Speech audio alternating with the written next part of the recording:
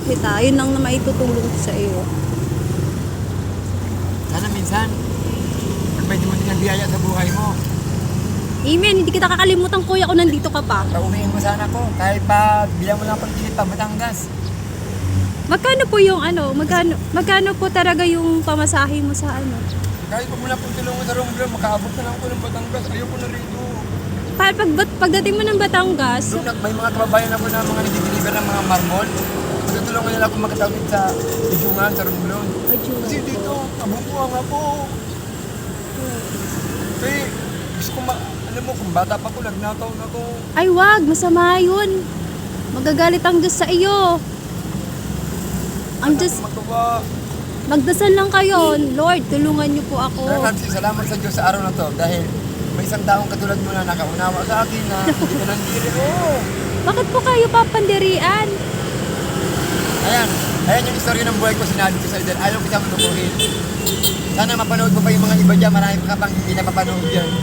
Makikita mo lahat ng mga taong ng abuso sa pagiging popular ko sa YouTube.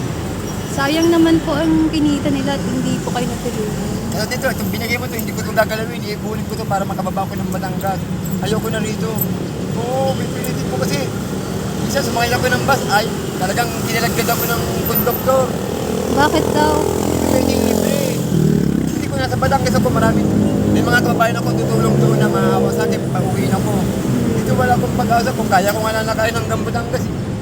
Kaya mga mahapi na pa ako. Wala sa kayo. Saan ba tsinelas niyo po? Hindi nga ako makabili. Hindi, kita mo, gusto kong bumili ng ginas. Dito lang po kayo lagi? Ay, ngayon nakita mo ako, bukas wala naman ako. Ibang, pinagana ko kung tao na yung kahit pa uwi ng call ng Batangas, masaya na po. Magkano pa yung pamasahe ng Batangas? Batangas, 348. Magkano po? 348. 248. Eh, ayaw ko na rito. Nahigit na 5 beses akong sumakay sa bus pero hindi ako pinasakay. Kaso, Ayaw ko namang magnakaw. dito ka pa ba sa sunod na araw? Ah, wala na po. Hindi, kasi huli ako rito. Doon po sa Future Point. Huli kami. Doon sa banda na yon. Alam mo saan kami tinatapon? Sa pier.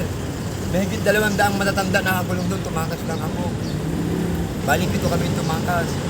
Kaya nga, Ano ba? nagpupuminto ako, makaipon ako ng, pag nakalikom ako ng T48, pagpapan ako ng Batangas. Kahit makabili na lang ako ng isang kinela, saka isang t-shirt. Wala pa ko talaga yung tsinelas. Ano pa yung dalaan ninyo? Mga damit na mabaho yan.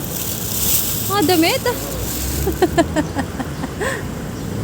Hindi, kung kaya ko nga lang hindi ko kaya, mainit eh. Wala pala kayong Kaya tsinelas. nga tinatago ko itong pira mo, tinatago ko to, para makaabot ko ng Batangas. Kaya nga ako, may taong makaunawa sa'yo, makapalimos ako ng gano'n ha. Ayan mo, ay ipag-pray-pray kitang makauwi. Iyaano ko sa... Hindi mo na ako makikita dito sa bus. Sa ibang lugar naman ko. Diyan mo ngayon, nakakain akong pagkain malinis.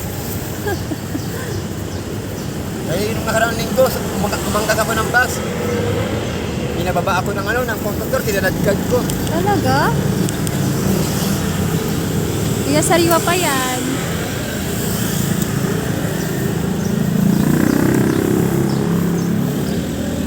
Sarap. Hindi ako susuko. Meron pang masigit sa gantong buhay. Huwag kang sumuko at ang Diyos ang tutulong sa iyo. Huwag kang mawala ng pag-asa. Ayaw kitang lukuhin, kaya inilahad ko sa iyo yung katotohanan na ayan ang buhay ko. Ayan ang story ng buhay ko. Oo. Talaga, may kanya-kanya tayong storya ng buhay. Maraming taong kumukop sa akin pero lahat ng mga taong kumukop sa akin mga galit. Ay, mahirap po yun. Ginamit lang nila yung pagiging popular ko sa YouTube. Sana ikaw hindi ka rin katulad nila. Ay, hindi po. Hindi po ako. Christian pa ako, kuya. Sana wag mong gamitin yung pagiging ko sa YouTube. Huwag kang maghangad ng material na bagay. Ano ko po to sa church namin. Sa simbahan. At ipag-pray ka. Salamat sa Diyos. Amen. Dahil may katulad mo na nakaunawa.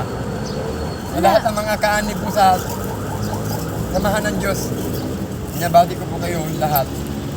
Sa lahat ng mga MCGI, sa lahat ng Katoliko, sa lahat ng mga ibang relihiyon, binabati ko ng mga nakakilala sa akin, ito pa rin po ako buhay. Hindi ako pababayaan ng Diyos. Oo, Amen. ako nagsasabi sa inyo. Hindi ako pababayaan ng Diyos. Tingnan niyo ako gaano ako katatag. Amen. Hindi ko kinakaya sa buong mundo na ako'y naging palaboy. Sapagkat ito yung pamamaraan para ako mabuhay. Kuya, ano pangalan Alam mo, ko kuya? may layunin sa akin ng Diyos. Minsan isang araw ihahayag niya. Alam ko mayroon siyang purpose para sa buhay ko. Amen. O sa lahat ng mga MCGI na mabuno sa akin. Oh, ito pa rin ako. Nagkakamali kayo ng pagparatang sa akin. Hindi ko ina-expect na ganun kayo kaganid. Hindi kayo mananaig sa akin. Oh. Hindi kayo mananaig. Lahat ng mga taong gumamit sa katauhan ko, ito pa rin ako. Sa loob ng 4 na taon.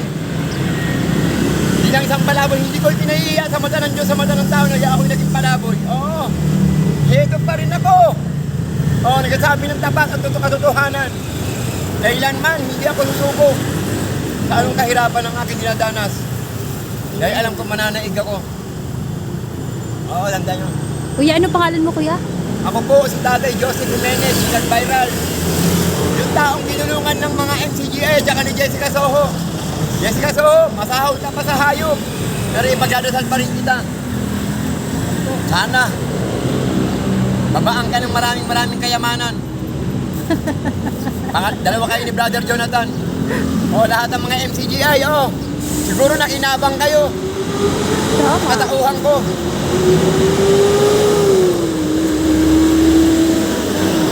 Oo.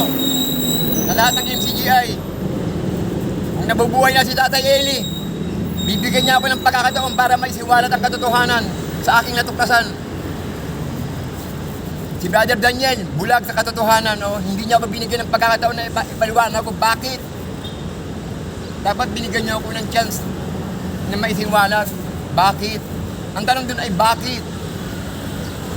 Dahil ba lahat ng kinita ay napupunta sa inyo? Masahol pa sa hayop niya si Brother Jonathan. Oo. Hindi ko makakalimutan nung gabi yung ginawa niya sa akin ni Jessica Soho. Pinagkaisahan niya ako. Sino po si Brother Jonathan po? Sino po? Magkakutsaba yan. Si Brother Jonathan at si Jessica Soho. Sa istorya ng buhay ko. Naku. Masahol pa sila sa hayop. Ginamit nila ang pagkatao ko. Dahil alam ko sa sarili ko, talagang famous ako. Walang hihigit sa pagiging pagkatao ko. Dahil kayo, yung pagkatao nyo hindi kikita. Hindi kakanain ng tao. Hindi kakagatin. Sa mata ng Diyos, ang biyaya at pagpapala para sa akin yan. Kinamkam ng mga taong ganid. Oh, nagkakandara pa ka, Brother Jordan. Nagkakandara pa ka ba? Halos pagkandaon-tugundog ang ulo mo. Masahol ka pa sa hayop. Oh, masahol ka pa sa hayop. Binaboy mo ang MCGI, Mismong pinsang buo mo, inasawa mo. Isipin mo nga yan. Ayaw mo isabihin yung katotohanan. Ayan yung katotohanan na natuklasan ko. Kaya pala kahit isang kamag-anak ko, walang sumapi. Dahil kayong dalawa ay magpinsang buo, ang nanay mo at tatay mo magkapatid. Masahol ka pa sa hayop, Brother Jonathan. Dugo mo, kinakain mo. Balang araw, lalantigin ang katotohanan. May isiwalat yan. Yung baho mo, may isiwalat yan. Wala kang karapatan. Hindi ka nababagan. Sige po, kuya, i-anuin ko na to, Salamat sa Diyos na higit sa lahat. Alam kong hindi ako pababayaan ng Diyos. Tatay Eli, patawad po, Tatay Eli. Pero kung alam kong nabubuhay ka, alam kong bibigyan mo ko ng pagkakataon na maipaliwanag bakit at anong dahilan. May natuklasan po kasi ako. Kaya paano ko babaguhin ang buhay ko kung ang kumukap sa akin nagbabalat kayo. Ayun yung nagbabalat kayo. Sa natuklasan ko, hindi ko maisiwalat. Ginamitan niya ako ng kaalamanan. Maraming beses siyang sumasahod sa istorya ng buhay ko. Putang ina mo, Brother Jonathan. Putang ina mo ka, Masahol ka pa sa hayop. Dapat ang taong katulad mo hindi binubuhay. Diyos ko, patawarin mo po ako kung ako'y nakapagmura. Patawad sa lahat ng mga MCGI. Putang ina mo, Brother Jonathan. Putang ina mo, Jessica Soho. Kahit sa harapan ng pulis pag ikaw na-tiyempuan ko, Jessica Soho. Lilitunin kitang parang baboy. Kung kumikita ka ng milyones, ginamit ko pang pagkatao ko. Ganun ka kaganid. Putang ina mo! Patayin ko na to, kuya.